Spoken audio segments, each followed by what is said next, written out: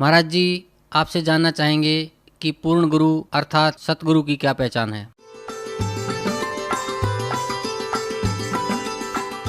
सोई गुरु पूरा कहावे, दो अक्षर का भेद बतावे। अब पूरे गुरु की पहचान बताते हुए बहुत से संतों ने कहा तो सत्य है, लेकिन स्वयं उससे परिचित नहीं। उनमें से एक राधा स्वामी पंथ के एक महात्मा हुए हैं श्री सावन सिंह जी। और श्री सावन सिंह जी व्यास डेरा के संस्थापक श्री जयमल सिंह जी के उत्तराधिकारी माने जाते हैं। और श्री जयमल सिंह जी सीधे शिष्य माने जाते हैं श्री शिवदयाल जी के। राधा स्वामी पंथ के प्रवर्तक कहे जाने वाले श्री शिवदयाल जी के सीधे से श्री जयमल सिंह जी ने पंजाब के अंदर डेरा व्यास की स्थापना की और उनके उत्तराधिकारी श्री सावन सिंह जी। और श्री सावन सिंह जी के शिष्य बिलोचिस्तानी शाह मस्ताना श्री खेमामल जी, जिन्होंने सच्चा सौदा सरसा डेरा में एक डेरा स्थापित कर दिया, बेगू रोड पे है। और उसी की एक ब्रांच जगमाल वाली और गंगुआ में पहुंच गई श्री सावन सिंह जी के ही विचारों की। और वही एक सावन कृपाल मिशन दिल्ली में स्टार्ट हो गया। श्री कृपाल सिंह जी सावन सिंह जी के शिष्य थे।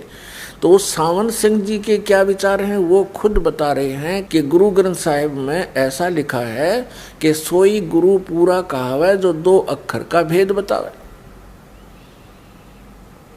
वो दो अक्षर कौन से? वो सतनाम है, जिसमें एक ओम है, एक गुप्त है। और यही श्रीमद् भगवत गीता अध्याय नंबर 17 के श्लोक नंबर 23 में कहा है, ओम तत्सत इति निर्देश है ब्रह्मण तिर्विध समर्थ। ब्रह्मण माने सतपुरुष, अमर पुरुष, परम अक्षर ब्रह्म। ये पर्यायवाची नाम है उपमात्मक उस पूर्ण परमात्मा के, पूर्ण ब्रह्म के। उसके पाने का ओम तत्सत, ये तीन नाम के जाप का निर्देश है। और वो तीन विधि से उसकी सिमरन होता है। जैसे सतनाम में दो अक्षर है, इन दोनों का श्वास उ श्वास से होता है, एक का आवे एक जावे। और जो सारनाम है, जिसको श्रीमद् भगवत गीता में सत कहा है, तो वो सार शब्द है, सार नाम है, आदि नाम है। उसके सिमरण की विधि इनसे भिन्न है। वो केवल सुरत और नृत से होती है। सतनाम का जाप चार पदार्थ से होता है, सुरत, नृत, मन और पवन यानी श्वास। इन चारों को लगाकर सिमरण करना है। वैसे श्वास लेते रहो, ध्यान नहीं है इसके ऊपर तो उसका यूज नहीं। तो ये चारों मिलाकर के जो सतनाम का श्वास उस श्वास से जाप होता है, तो वो सही पूर्ण लाभ देता है।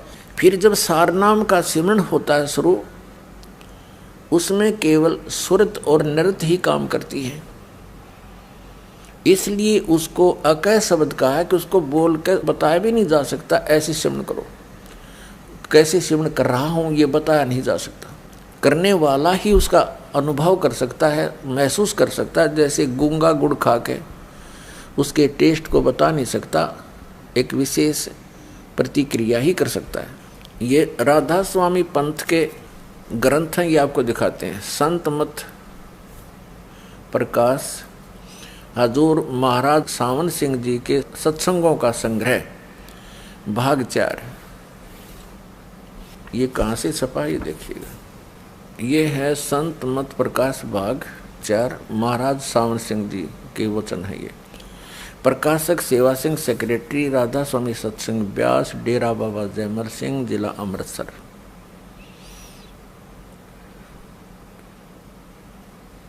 उन्नीस 1975 से छपती आ रही है। ये मुद्रक है Sartaj printing press, Tanda road, Joshi state, Jalandhar. अब देखिएगा 261 पृष्ठ पे, 261 पृष्ठ पे ये कोई वाणी है श्री शिवदयाल जी की। और खोलने चले हैं श्री सावन सिंह जी यह संसार सर है और जो अक्षर है वह ब्रह्म है। ये सर अक्षर, इस पे सारा खेल इन अक्षरों पर है। और तीसरा नी अक्षर, इनको पता नहीं इसके बारे में, वह ब्रह्म है। अक्षर को ये ब्रह्म कह रहे हैं और नी अक्षर पार ब्रह्म है। ठीक है, जब से यह संसार बना है इस महल दुनिया में गुजारा करते आ रहे हैं, किंतु अब गुरु की कृपा से आत्मा इस महल को छोड़कर सतलोक जा रही है। गुरु ग्रंथ साहिब में बड़े गहरे और गुप्त रहस्य हैं। एक स्थान पर आता है कि 52 अक्षर लोक तेरे, सब कुछ इनके माही। ये अक्षर खिर जाएंगे, वो अक्षर इनमें नाहे। आदि गुरु ग्रंथ साहिब में 340 पृष्ठ पे ये वाणी लिखी है। इसका अनुवाद किया है सावण सिंह जी ने। 52 अक्षर संस्कृत भाषा के हैं, शायद ही कोई ऐसी भाषा हो जिसके 52 अक्षर हो। इस संसार का सारा मामला 52 अक्षरों में आ जाता है।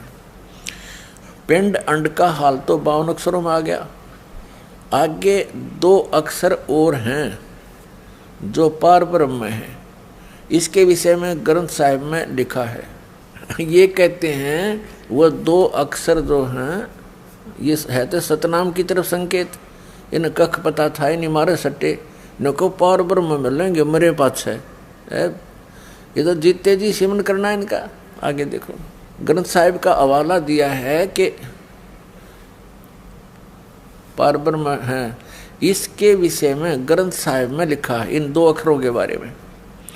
सोई गुरु पूरा कहावे, 2 अक्षर का भेद बतावे। ये सावण सिंह जी के विचार हैं। ये कह रहे हैं कि गुरु ग्रंथ साहिब में ये वाणी है नीचे की, इस पृष्ठ पे। सोई गुरु पूरा कहावे, 2 अक्षर का भेद बतावे। एक छुड़ावे एक लखावे, तो प्राणी निज घर को पावे। इन दोनों अक्षरों का भेद बता दिया। एक तो छुड़वावेगा इस काल से, ये इसकी मजदूरी है, ओम मंत्र है। और एक लखावेगा, दूसरा जो सतनाम का दूसरा मंत्र है वो पार नहीं कर सकता। वो केवल अक्षर पुरुष के लोक में ही प्रवेश करा सकता है, उससे आगे नहीं जा सकते। वो तीसरा मंत्र सार नाम, सार शब्द, विधेय शब्द, अकय शब्द जिसको बोलते हैं, वो पार करावेगा। उससे मोक्ष होगा, वो सार शब्द से। वो भी सिमरन करने का, उसकी भी कमाई करनी है। देखिएगा, सोई गुरु पूरा कहावे, 2 अक्षर का भेद बतावे। सतनाम की तरफ संकेत है, 2 अक्षर का वो सतनाम।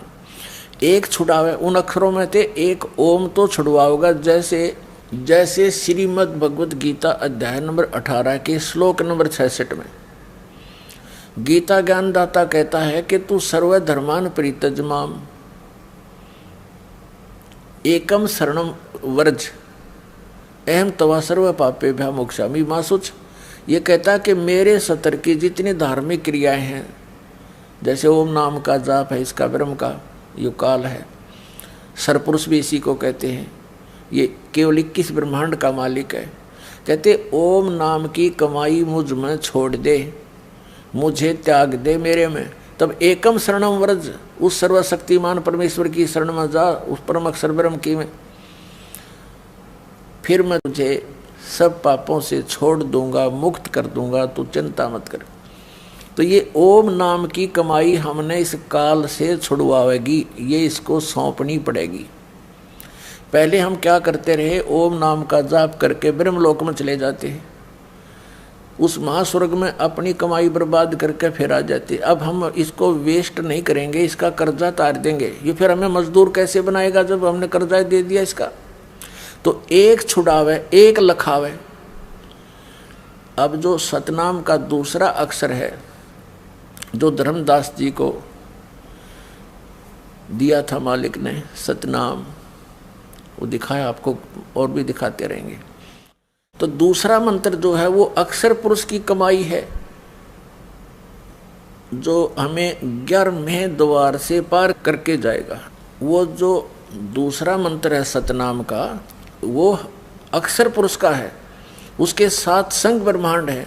इस ब्रह्मलोक से, सरपुरुष के लोक से हम जब चलेंगे तो 11वें द्वार को सतनाम का दूसरा अक्षर ही खोल सकता है और नहीं खुल सकता।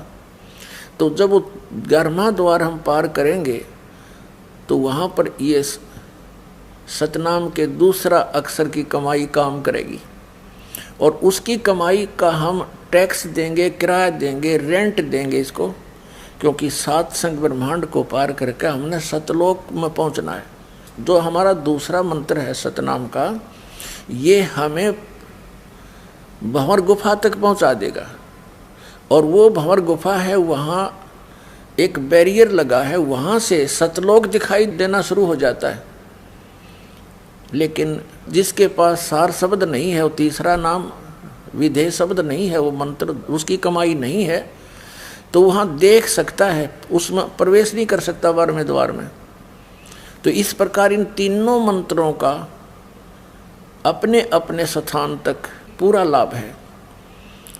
तो 3 मंत्र का जाप है। गीता जी अध्याय नंबर 17 के श्लोक नंबर 23 में भी कहा है ओम तत्सत इति निर्देश है। ये सांकेतिक शब्द, ओम तो क्लियर है, ओम तत्सत इति निर्देश है। ब्रह्मणे त्रिवेद समर्थ है। ब्रह्मणे माने सच्चिदानंद घन ब्रह्म के पाने का, सतलोक जाने का। लेकिन गीता ज्ञानदाता को इन 2 मंत्रों का पता नहीं। ओम तो सीधा है, इसलिए उसने 4 अध्याय के 34वें श्लोक में कहा है कि जो ज्ञान परमेश्वर आकर बोलता है स्वयं, 4 अध्याय के 32वें श्लोक में, 4 अध्याय के 34वें श्लोक में श्रीमद् भगवद गीता में निर्णय करके दिया है कि एक ज्ञान परमात्मा स्वयं आता सतलोक से चलकर और वो अपने मुख कमल से बोलता है।